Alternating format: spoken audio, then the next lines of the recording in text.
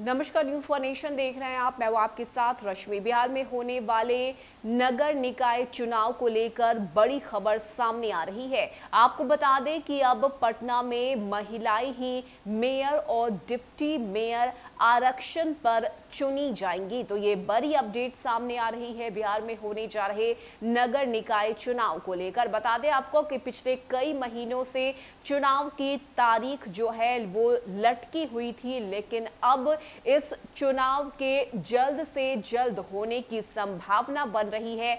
खास करके आरक्षण को लेकर जो पेंच फंसा हुआ था वो भी सुलझ गया है, जिसके बाद महिलाओं को एक बड़ी जिम्मेदारी मिलने जा रही है। आपको हम बता दें कि राज्य के शहरी निकायों में चुनाव में उप मुख्य पार्षद के लिए नए सिरे से आरक्षण लागू होगा। मुख्य पार्षद का पद पर चुनाव पिछले आरक्षण के आधार पर ही होगा। दोनों पदों के उम्मीदवार इस बार सीधे मतदान से चुने जाएंगे। तैयारियां बता रही है कि चुनाव की अधिसूचना सितंबर के पहले सप्ताह में जारी हो जाएगी और अक्टूबर में मतदान होगा। साल 2017 के चुनाव में नगर निगम में मेयर का पद जिस वर्ग के लिए आरक्षित था, उसी वर्ग के ही प्रत्याशी इस बार भी चुने जाएंगे। उदाहरण के लिए पटना के मेयर के पद पर अनारक्षित वर्ग की कोई महिला ही चुनी जाएंगी, क्योंकि पिछले चुनाव में इस पद के लिए आरक्षण की यही व्यवस्था थी।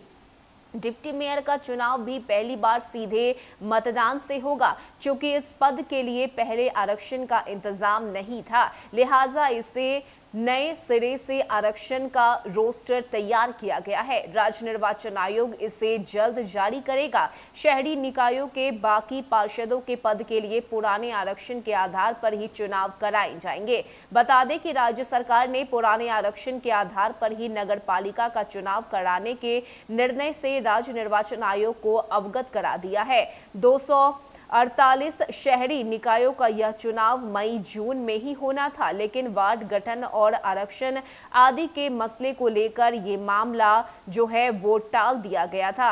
लेकिन अब आपको बता दें कि ये बड़ा फैसला जो है वो लिया गया है चुनाव आयोग की तरफ से, जहां पर आरक्षण के मद्देनजर ही पटना में महिलाएं जो हैं वो मेयर और डिप्टी मेयर बनाई जाएंगी। साथ ही अगर चुनाव की हम बात करें तो सितंबर के पहले सप्ताह में चुनाव की जो अधिसूचना जारी किए जाने की खबर भी सामने आ रही है। लेकिन इस वक्त आरक्षण को लेकर जो है ये बड़ा कदम राज्य निर्वाचन आयोग की तरफ से उठाया गया है, जिसके तहत ये कहा गया है कि अब पटना में मेयर और डिप्टी मेयर आरक्षण के आधार पर महिलाओं को ही बनाया जाएगा। तो बड़ी जिम्मेदारी है महिलाओं के लिए।